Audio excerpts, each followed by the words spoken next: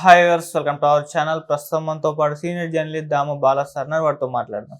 నమస్కారం సార్. నమస్తే. సార్, తిరుపతి లడ్డు పైన ఒక వివాదం నడుస్తుంది ఇప్పుడు ఆంధ్రప్రదేశ్లో. అటు వైసీపీకి టీడీపీకి మధ్య ఒక వారైతే మాటల యుద్ధం అయితే నడుస్తూ ఉంది. అటు చంద్రబాబు నాయుడు గారు ఈ తిరుపతి లడ్డీని వైసీపీ వాళ్ళు జంతువుల నూనె ఉపయోగించారు, వాళ్ళ హయాంలో అపవిత్రం చేసేసారని చెప్పి సంచలన ఆరోపణలు చేశారు. దానికి వైసీపీ నుంచి కూడా కౌంటర్లు వస్తున్నాయి. మరి ఆరోపణలు చూస్తే మీరు ఏ విధంగా చూస్తారు? అంటే ఏ ఆధారాలతో ఆయన ఈ విధంగా చెప్పారు? మీరేం చెప్తారు సార్?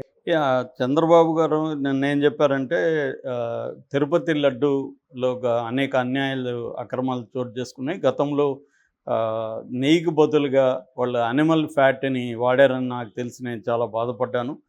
ఇప్పుడు మేము శ్రేష్టమైన నెయ్యి ఉపయోగిస్తున్నాము అని చెప్పాడు. నిజానికి ఇది ఆయన అంత పెద్ద స్థాయి అనుభవం, 45 ఏళ్ళ సీనియారిటీ అనుభవం ఉన్న వ్యక్తి ఒక విషయం చెప్పినప్పుడు దానికి ఆధారాలు అనేవి మినిమం చూపించాలి. ఎవడైనా మామూలుగా నేనైనా ఇప్పుడు దాంట్లో లడ్డులో నెయ్యి కాదురా బాబు ఫ్యాట్ కలుపుతున్నారని చెప్పాను అనుకో, దానికి నా దగ్గర ఏం ఆధారం నేను అడుగుతావు కదా వినేవాడు.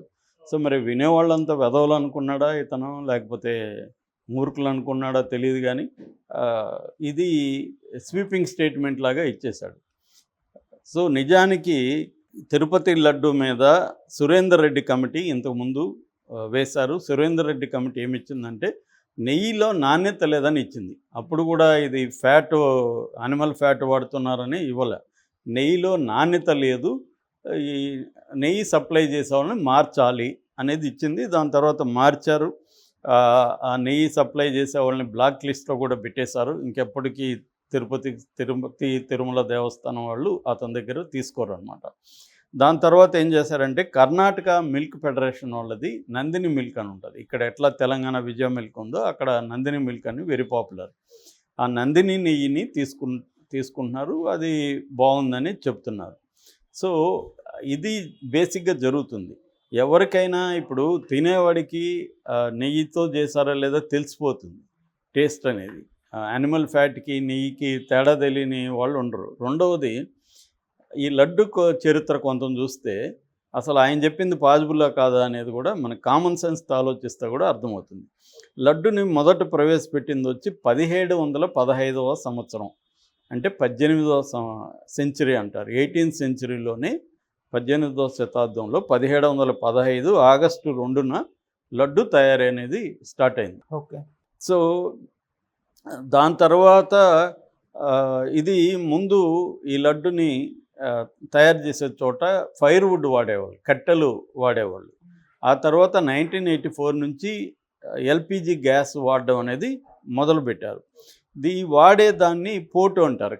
ఆ కిచెన్ని పోటు అంటారు. ఆ కిచెన్ ఎక్కడ ఉంటుందంటే సంపంగి ప్రదక్షిణ జరుగుతుంది. ఆ సంపంగి ప్రదక్షిణ దగ్గర కిచెన్ ఉంటుంది. దీన్ని పోటు అంటారు. దీన్ని శ్రీవారి లడ్డు అని కూడా పిలుస్తారు. ప్రధానంగా ఇది నైవేద్యంగా పెడతారు, ప్రసాదంగా కూడా పెడతారు. ఈ లడ్డులో 3 రకాలు ఉంటాయి. ప్రోక్తం లడ్డు అంటారు. ప్రోక్తం లడ్డు అనేది అందరికి ఇచ్చే లడ్డు, మనకు మామూలుగా బయట కనబడే లడ్డు 60 నుంచి 75 గ్రాములు ఉంటుంది.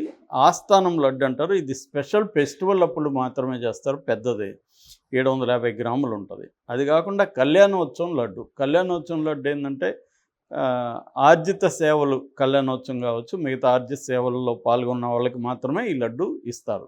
ఇది కూడా 750 గ్రాములు ఉంటుంది. 3 రకాల లడ్డు ఉంటుంది అన్నమాట.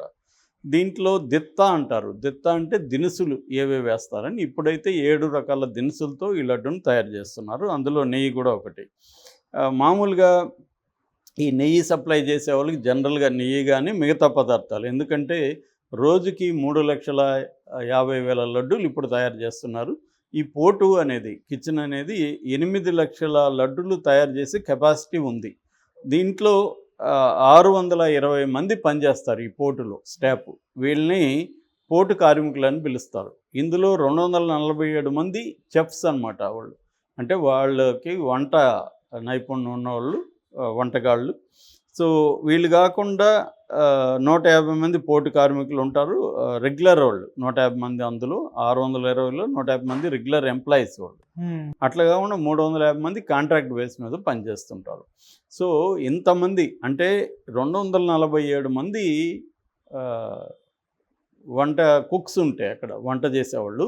మొత్తం స్టాఫ్ 620 మంది ఉంటే వాళ్ళందరికీ తెలియదా ఈ నెయ్యి ఇది ఆ, జంతువుల నూనె అని? 620 మంది పనిచేస్తుంటే పోటు కార్మికులు, వాళ్ళకి ఎవరికి తెలియదా? ఎక్కడా లీక్ కాకుండా ఉంటుందా? చంద్రబాబుకి ఎవడన్నా చెవులో వచ్చి మాత్రమే చెప్పాడా?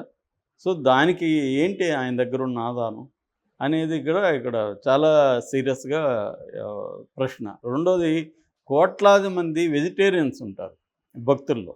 వాళ్ళకందరికీ ఇప్పుడు దిగ్భ్రాంతికరం కదా ఇది. మనం ఇన్ని రోజులు యానిమల్ ఫ్యాట్తో తయారైన తిరుమల లడ్డు తిన్నామా అన్న ఫీలింగ్ వస్తుంది కదా. జగన్ మీద వ్యతిరేకత ఉండొచ్చు, జగన్ ఇది చేయాలనుకోవచ్చు, కానీ అదొక్కటే కాదు కదా ఇది. జగన్ గొడవ కాదు ఇది. నిజంగా అది జరిగితే ఇతను మరి ఎందుకు ఎంక్వైరీ వేయలేదు? ఇప్పుడు 3 నెలలు దాటింది, 100 రోజులు అయింది. ఎందుకు ఎంక్వైరీ వేసి ప్రూవ్ చేసి జగన్ని శిక్షించట్లేదు? నీ దగ్గర ఆధారాలు ఉంటాయి అంటే. ఇక్కడ క్లియర్గా బాధ్యతారహితమైన స్టేట్మెంట్ ఇది చంద్రబాబు ఇచ్చింది. ఇది కోట్లాది మంది వెజిటేరియన్ భక్తులు, వెజిటేరియనే కదా, నాన్ వెజ్ వాళ్ళకు కూడా నెయ్యితో దేశం తినాలని ఉంటుంది తప్ప, నాన్ వెజ్ కాబట్టి దాంట్లో లడ్డులో మాంసం వేసి ఇస్తామంటే తినరు కదా ఎవరు. దానికి స్వీట్లన్నిట్లో కూడా వెజిటేరియన్నే లైక్ చేస్తారు నాన్ వెజ్ వాళ్ళు కూడా. మంచి నెయ్యి వేసి చేయాలనుకుంటారు తప్ప దాంట్లో నేను యానిమల్ ఫ్యాట్ వేస్తానంటే ఎవరు ఇది చేయరు. నిజానికి యానిమల్ ఫ్యాటు, రొయ్య పొట్టు ఇవన్నీ వేసి అమ్మే వంటకాలు ఎలాగో ఉంటాయి, అది వేరే వ్యవహారం. కానీ తిరుమలలో ఇలాగా జరుగుతుంది అని ఈయన చెప్పడం అంటే దానికి ఆధారాలు ఉండాలి. రెండోది, ఆయన గవర్నమెంట్ ఉంది, మరి నీకు 620 మంది పోటు కార్మికులకు తెలియకుండా, లేదా తెలిసి పోటు కార్మికులందరూ కూడా సైలెంట్గా ఉన్నారా? మరి ఈ 247 మంది చెఫ్స్ ఎవరైతే ఉన్నారో వీళ్ళకి తెలియదా అది ఎక్కడి నుంచి వచ్చింది? ఇప్పుడు ఒక సప్లై చైన్ ఉంటుంది, కొన్ని టన్నుల నూనె కావాలి రోజు, అన్ని టన్నుల్లో ఎందుకు కలుపుతున్నారు? రెండోది, జగన్కి కలపాల్సిన అవసరం ఏంటి? కామన్ సెన్స్ ఉంటే ఎవడైనా ఆలోచిస్తాడు కదా. దాన్ని నెయ్యి బదులు అది వాడితే ఆయనకి వచ్చేది ఏంది? సో ఎవరు చేస్తున్నారు? ఒకవేళ జగన్కి తెలియకుండా అక్కడ ఏమైనా కాంట్రాక్టులు చేస్తున్నారా? సో ఆల్రెడీ దీని మీద ఆయన ఎవరు, వైవి సుబ్బారెడ్డి, ఆయన గతంలో చైర్మన్. సో ఆయన మాట్లాడాడు, మనిషి పుట్టువాడు ఇలాగ మాట్లాడడానికి కూడా ఆయన చాలా తీవ్రంగానే స్పందించాడు. సో నేను ప్రమాణం చేస్తాను దేవుడి దగ్గరికి వచ్చి, నువ్వు ప్రమాణం చేయని కూడా ఛాలెంజ్ చేశాడు. చంద్రబాబు ప్రమాణం చేయడానికో ప్రూవ్ చేయడానికో ఈ మాట అనలేదు, ఏదో ఒకటి బదనాం చేయాలని అన్నాడు. రెండోది, డైవర్షన్ పాలిటిక్స్. చంద్రబాబు మీద ఇప్పుడు ఏంటంటే తీవ్ర విమర్శలు మొదలైనవి. 100 రోజుల్లో ఏం చేశాడు ఆయన? ₹1 కేంద్రం నుంచి ఫండ్ రాలేదు. అమరావతికి కూడా 15,000 కోట్లు ఇస్తారని నిన్న కూడా చెప్తున్నాడు. 15,000 కోట్లు సెంట్రల్ ఇస్తారని ఎప్పుడు చెప్పింది దీనికి? సెంట్రల్ అప్పు తీస్తామని చెప్పింది వరల్డ్ బ్యాంక్ దగ్గర. మళ్ళీ అబద్ధాలు అక్కడ కూడా. సో అదేదో ఇస్తామన్నారు, ఇంకా చాలా ఫండ్స్ ఇస్తారని నిన్న కూడా చెప్తున్నాడు. సో వరదలకు 1 పైసా రాలేదు, దాదాపు 20,000 కోట్ల నష్టం వస్తే అందులో కేంద్రం నుంచి 1 పైసా తెచ్చుకోలేకపోతున్నాడు. తర్వాత ఈయన ప్రవేశపెట్టిన సూపర్ 6లో ఒక దీన్ని కూడా అమలు చేసే పరిస్థితి లేదు. రెండోది, జీతాలకు డబ్బులు లేవని నిన్న ప్రకటించాడు. ఈ విమర్శల నుంచి డైవర్ట్ చేయడానికి ఒకటి కేసుల్లో పెట్టి ఏదో హడావిడి చేయడం, రెండోది తిరుమల మీద ఇలా మాట్లాడితే మొత్తం మీడియా కానీ జనం కానీ ఈ విషయం చుట్టూ డిస్కస్ చేస్తుంటారు కాబట్టి ఇది డైవర్షన్. జగన్ కూడా 5 ఏళ్లలో ఇలాంటి అనేక డైవర్షన్ టాక్టిక్స్ చేశాడు. ఇప్పుడు చంద్రబాబు కూడా అదే పని చేస్తున్నాడు. దానికి చెప్పాడు తప్ప ఇందులో లడ్డులో ఫ్యాట్ ఉండడం అనేది కంప్లీట్గా అబద్ధం. ఎటువంటి ప్రాక్టికల్గా చూసినా ఇది సాధ్యమయ్యే పని కాదు. ఎందుకంటే అది ఎవరో ఒక్కరి నిర్ణయం తీసుకుంటే అయ్యే పని కాదు, మొత్తం బోర్డు నిర్ణయాలు తీసుకోవాలి. నిర్ణయం తీసుకోకుండా ఎవడన్నా చేస్తుంటే సాధ్యం కాదు. ఎందుకంటే ఇక్కడ 620 మంది పనిచేస్తుంటే పోటు కార్మికులు, వాళ్ళకి తెలియకుండా ఎట్లా రహస్యంగా వచ్చేస్తుంది? స్మెల్ తెలుస్తుంది. అనుభజ్ఞులు చెఫ్లు 247 మంది ఉన్నారు. సో ఇది కరెక్ట్ కాదు. ఎందుకంటే దీనికి పైగా ఇప్పుడు ఏంటంటే ఈ లడ్డుకి జియోగ్రఫికల్ ఇండికేషన్ అంటారు. జియోగ్రఫికల్ ఇండికేషన్ అంటే ఈ లడ్డును కాపీ కొట్టకుండా జిఏ అని ఒక ఇది ఉంటుంది, దాని కింద పేటెంట్ కూడా ఉందన్నమాట. ఇది 2009లో వీళ్ళు తీసుకున్నారు.